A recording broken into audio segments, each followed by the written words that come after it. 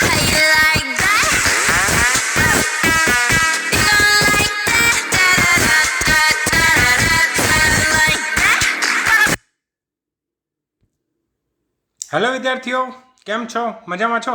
માનવ ભૂગોળનો પરિચય એક નવા રંગ અને રૂપની અંદર તમારી સમક્ષ હું લઈને આવ્યો છું.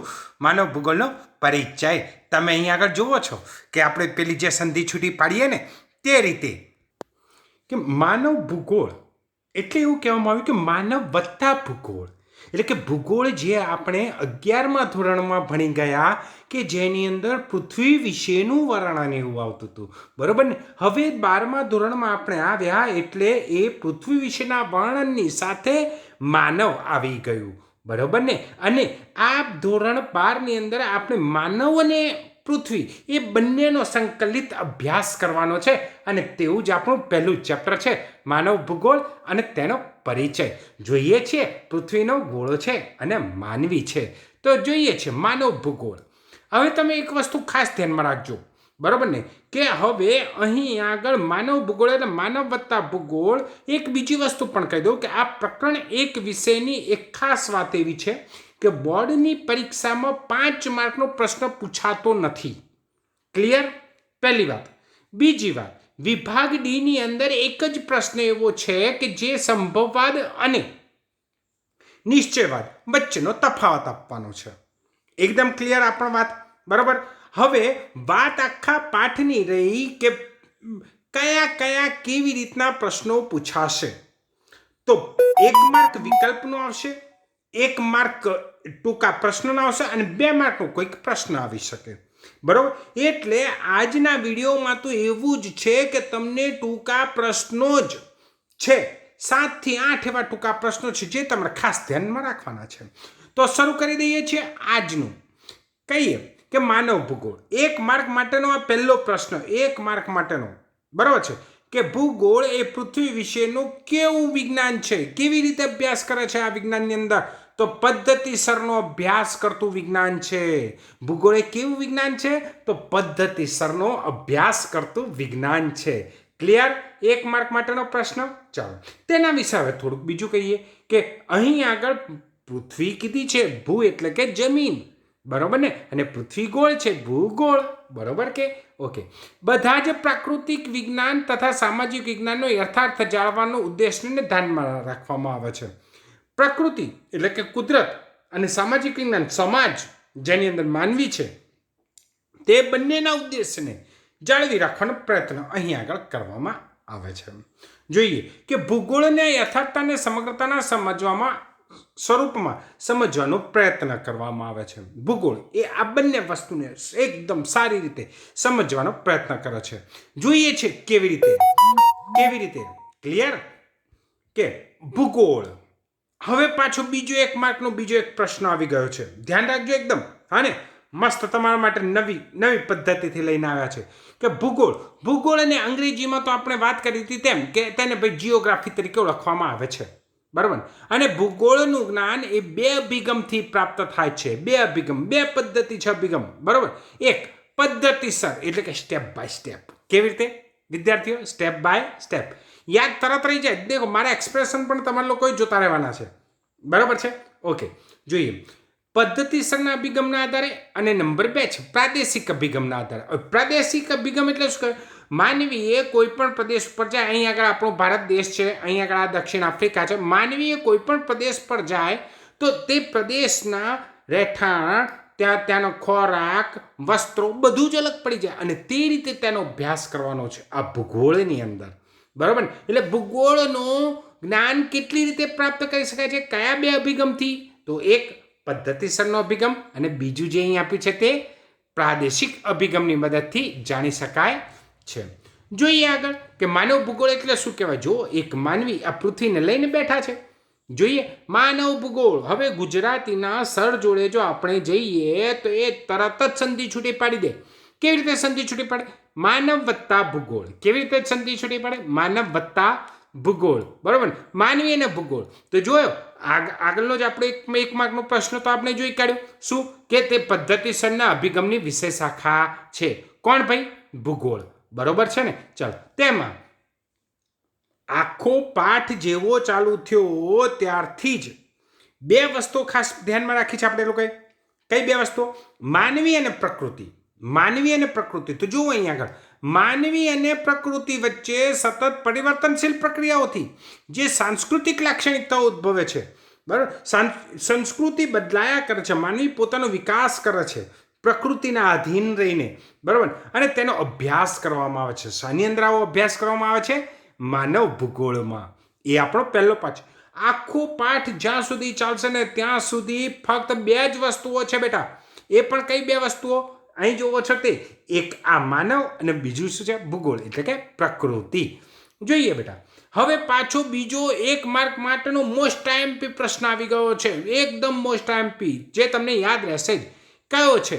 કે સંશોધન યુગ, હે ને? પૃથ્વી વિશેનું અધ્યયન કરવા બેસી ગયા છે આ બધા લોકો, સંશોધન કરવા. પણ આવું સંશોધન ક્યારથી શરૂ થયું અને ક્યાં સુધી એકદમ વેગમાં ચાલતું રહ્યું? તો એવું કહેવામાં આવે છે સંશોધન યુગની વ્યાખ્યા કે 15મી સદીના ઉત્તરાર્ધથી 18મી સદી સુધીના સમયગાળાને સંશોધન યુગ કહેવામાં આવે છે. 1 માર્ક માટે મોસ્ટ આઈએમપી પ્રશ્ન તમારા લોકોએ ખાસ ધ્યાનમાં રાખવાનું છે. એકદમ ક્લિયર? શું? ફરીથી એકવાર બોલી જાઉં. 15મી સદીના ઉત્તરાર્ધથી 18મી સદીના સુધીના સમયગાળાને શું કહેવામાં આવે છે? સંશોધન યુગ. હવે સદી એટલે શું? સદી એટલે એવું કહેવામાં આવશે કે 100 વર્ષ. કેટલા વર્ષ કહેવાશે ભાઈ? 100 વર્ષ, બરોબર ને? 21મી સદી વાત તમે જાણી હોય તો 21મી સદી એટલે ક્યાંથી શરૂ થાય ખબર? 2001 થી 2100 સુધીના સમયગાળાને 21મી સદી કહેવાય. તો અહીં આગળ 15મી સદી કોને કહેવાશે? 15મી સદી એ 1401 થી, ક્યાંથી શરૂ થાય બેટા? 1401 થી શરૂ કરીને 18મી સદી સુધીનો સમયગાળો. એટલે ક્યાં સુધી? કે બેટા 1900 સુધીના, 1900 સુધી, બરોબર. એટલે કે 1401 થી 1900 વર્ષ સુધીના સમયગાળાને સંશોધન યુગ તરીકે ઓળખવામાં આવે છે. સમજો છો? આ સમજવા માટે છે. પછીથી તો તમને એકદમ આવડી જ જવાની છે. જો આવડી હોય તો શેર અને સબસ્ક્રાઈબ અને લાઈક કરતા રહેજો. ઓકે, ચાલો ડન. એટલે કે આ પ્રશ્ન એક આઈએમપી તમે લખી કાઢ્યો, કારણ કે બોર્ડની અંદર 3 થી 4 થી 5 વાર પૂછાય છે, એટલે આપણાને આવડવું જ જોઈએ. ચાલો, હવે આ સંશોધન કરતા હતા તો શું થયું આ ગાળા દરમિયાન, સમયગાળા દરમિયાન? તો આ સમયગાળા દરમિયાન શોધ પ્રવાસો, બરોબર ને? કારણ કે બધા બેસી ગયા ભાઈ, બધા આખા વિશ્વની અંદર બધા જ લોકો બેસી ગયા અને શોધ પ્રવાસો કરવા લાગ્યા. ઉદાહરણ તરીકે એવું થયું કે કોલંબસ હતા, એ તો આમ તો ઇંગ્લેન્ડના હતા, તો આ સારા ફરતા ફરતા ફરતા આપણા ભારતમાં આવ્યા. પાછો અમેરિકાનો કોઈક માણસ આફ્રિકામાં જતો રહ્યો, આ ચાઇનાનો કોઈક માણસ પાછો ઉત્તર અમેરિકામાં જતો રહ્યો. એટલે કે શોધ પ્રવાસો શરૂ થયા. કઈ સદીમાં વાત કરી અમે તમને? 15મી સદીના ઉત્તરાર્ધથી 18મી સદી સુધીના સમયગાળાને સંશોધન યુગ કહેવામાં આવે છે. અને આ સમયગાળા દરમિયાન શોધ પ્રવાસો શરૂ થયા. જુદા જુદા પ્રદેશોની વિસ્તૃત માહિતી એકત્રિત કરવામાં આવી. આખું જે વિશ્વ ખરું ને, એ આખા વિશ્વના જુદા જુદા પ્રદેશોની માહિતી એકત્રિત કરવામાં આવી. કયા યુગ દરમિયાન? સંશોધન યુગ દરમિયાન. ત્યાર પછીથી આ સંશોધન થયું, પ્રદેશો શોધાઈ ગયા, એટલે શરૂ થયું નકશા નિર્માણ, હે ને? એટલે કે ધીરે ધીરે આ નકશા નિર્માણનો વિકાસ થયો. અત્યારે આપણે પેલી જીપીએસ સિસ્ટમ વાપરીએ છીએ ને, હે ને? ઓકે, એ પણ પાછું આપણા 13મા પાઠમાં આવે છે, જીપીએસ સિસ્ટમ. ઓકે, એટલે કે નકશા નિર્માણની શરૂઆત થઈને ભૂગોળવિદો, હવે વિજ્ઞાનની અંદર વિજ્ઞાનીઓ હોય તો ભૂગોળની અંદર કોણ હોય? ભૂગોળવિદો, હે ને? અને ભૂગોળવિદોએ પ્રાપ્ત માહિતીને વૈજ્ઞાનિક ઢાંચામાં વર્ગીકૃત કરી, ચોક્કસ રીતે કેટલાક નિયમો લગાડ્યા, અને તેના પરિણામ સ્વરૂપે ભૂગોળ વિશેનો ઉદ્ભવ થયો. ભૂગોળવિદોએ આ બધી માહિતીને એકઠી કરી, વૈજ્ઞાનિક ઢાંચામાં એકત્રિત કરવા માંડ્યા, અને તેને ભૂગોળ વિષય તરીકે આપણે ઓળખીએ છીએ, બરોબર ને? ઓકે, ચાલો આગળ વાત કરીએ. પાછું બેટા 1 માર્ક માટેનો બીજો એક મોસ્ટ આઈએમપી પ્રશ્ન આવ્યો. 1 માર્ક માટેનો મોસ્ટ આઈએમપી એક પ્રશ્ન આવ્યો, અને તેનું નામ છે, આપણે જોઈએ છે, બર્નાર્ડ વેરેનિયસ. એ આપણે એક ભૂગોળવિદ છે, બર્નાર્ડ વેરેનિયસ. ધ્યાનમાં રાખ, બર્નાર્ડ વેરેનિયસ.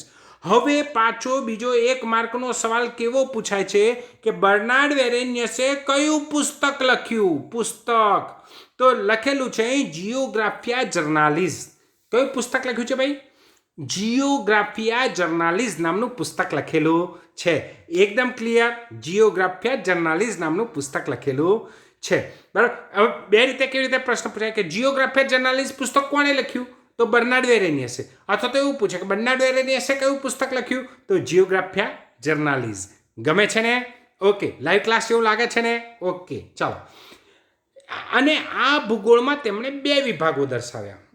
કયા કયા બે વિભાગો? તો છે સામાન્ય ભૂગોળ અને વિશિષ્ટ ભૂગોળ. ક્લિયર? બર્નાર્ડ વેરેની હશે ભૂગોળના કેટલા વિભાગ દર્શાવ્યા? બે. એ પણ 1 માર્ક માટેનો પ્રશ્ન છે. કયા બે વિભાગો દર્શાવ્યા? તો સામાન્ય ભૂગોળ અને વિશિષ્ટ ભૂગોળ. આ બે વિભાગોને દર્શાવ્યા છે. સામાન્ય ભૂગોળની ફરીથી વ્યાખ્યા આવી ધ્યાનમાં રાખીએ. હા ને આપણે સામાન્ય ભૂગોળ એ પણ 1 માર્ક માટેના પ્રશ્નોમાં પૂછાય છે. મેં પહેલું જ કીધું છે આની અંદરથી તો ટૂંકા પ્રશ્નો જ આવવાના છે. બરાબર ને? હવે સામાન્ય ભૂગોળ. સામાન્ય ભૂગોળની અંદર એવું કહેવામાં આવ્યું કે સામાન્ય ભૂગોળ કોને કહેવાયું? કે સમગ્ર પૃથ્વીને એક એકમ તરીકે સ્વીકારવાનું. આખો આપણો ઓબ્જેક્ટ કહેવાય ને જેના પર આપણે રિસર્ચ કરવાનું છે એ આખી આ એક પૃથ્વી જ લઈ લીધી.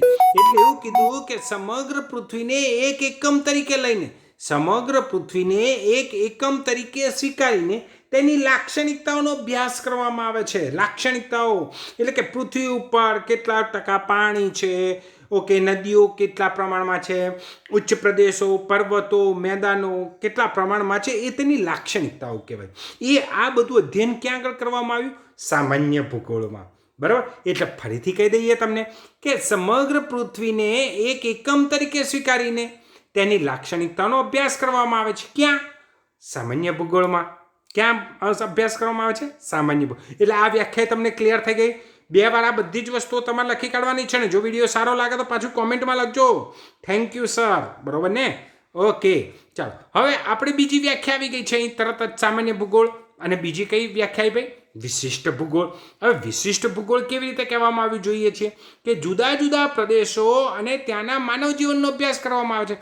કારણ કે પૃથ્વી છે, આ પૃથ્વીની સપાટી પર પર્વતો છે, ઉચ્ચ પ્રદેશો છે, મેદાનો પણ આવેલા છે. બરોબર છે? સમુદ્ર પણ આવેલો છે. અહીં આગળ આ એક ગામ પણ આવેલું છે. એટલે કે એવું કહે છે કે જુદા જુદા પ્રદેશોના અને ત્યાંનું માનવ જીવન એટલે માનવી કેવી રીતે રહે છે તે જુદા જુદા પ્રદેશો અને ત્યાંના માનવ જીવનનો અભ્યાસ કરવામાં આવે છે. કયા ભૂગોળમાં? વિશિષ્ટ ભૂગોળમાં. અને સામાન્ય ભૂગોળમાં તો શું હતું?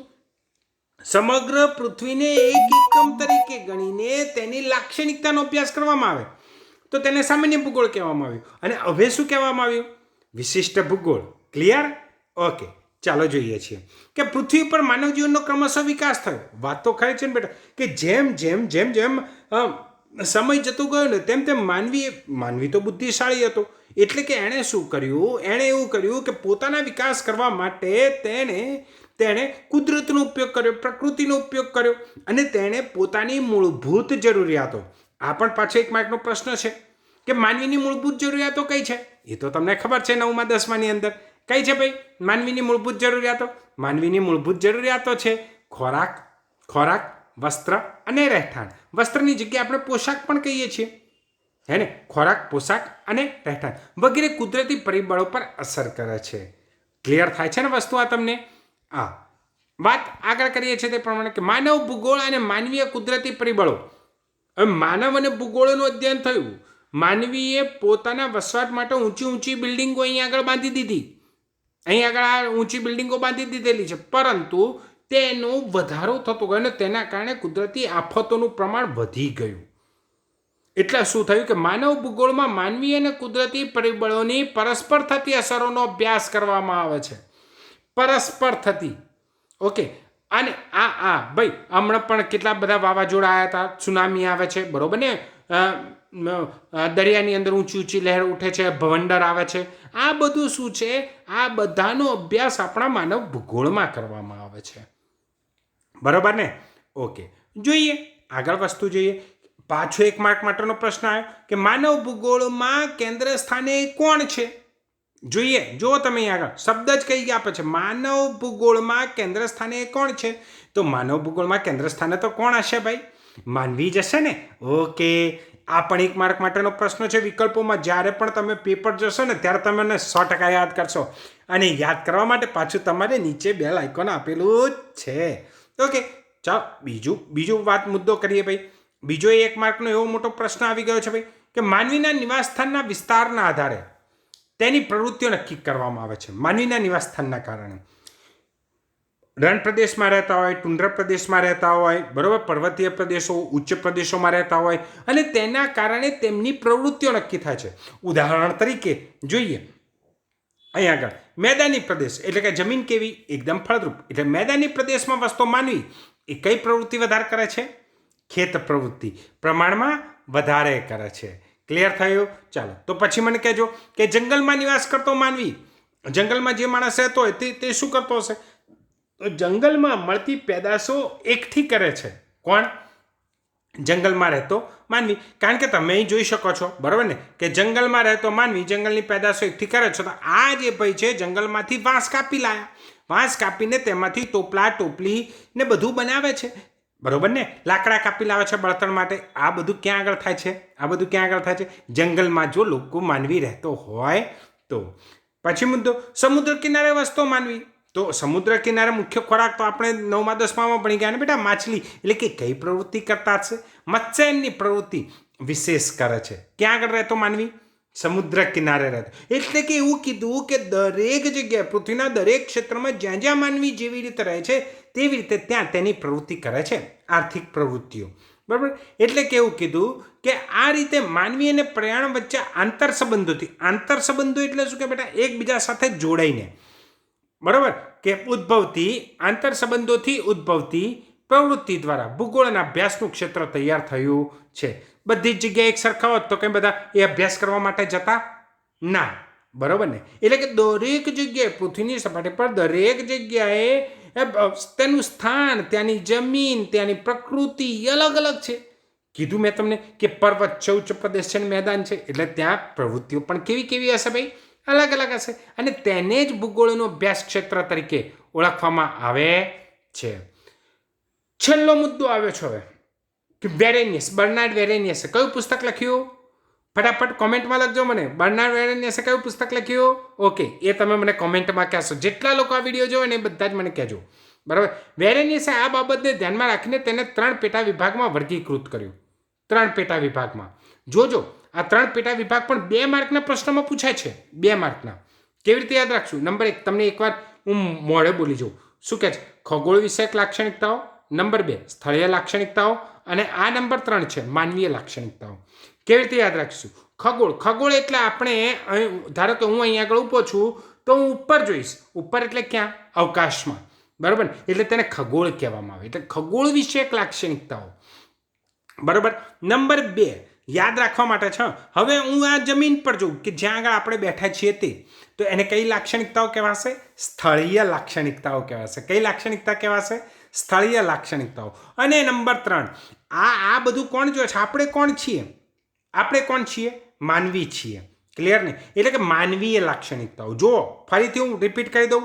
3 મુદ્દાઓ કયા 3 પેટા વિભાગમાં વર્ગીકૃત કરવામાં આવેલું છે? નંબર 1 ખગોળ વિષયક, એટલે ઉપર જોવાનું છે, ખગોળ વિષયક લાક્ષણિકતાઓ. નીચે જોયું બેટા સ્થળીય લાક્ષણિકતાઓ. અને આપણે કોણ છીએ? માનવી છીએ, એટલે માનવીય લાક્ષણિકતાઓ. એકદમ આવડી ગયું ને? યસ, ઓકે બેટા, ઓકે. તો આવા જ વિડીયો મેળવવા માટે મારી ચેનલ તેજસ પાઠકને શેર અને સબસ્ક્રાઈબ કરતા રહેજો. બીજો વિડીયો તરત જ મુકાશે કંઈક નવા રંગ રૂપમાં. Okay, thank you. જય હિન્દ, વંદે માતરમ.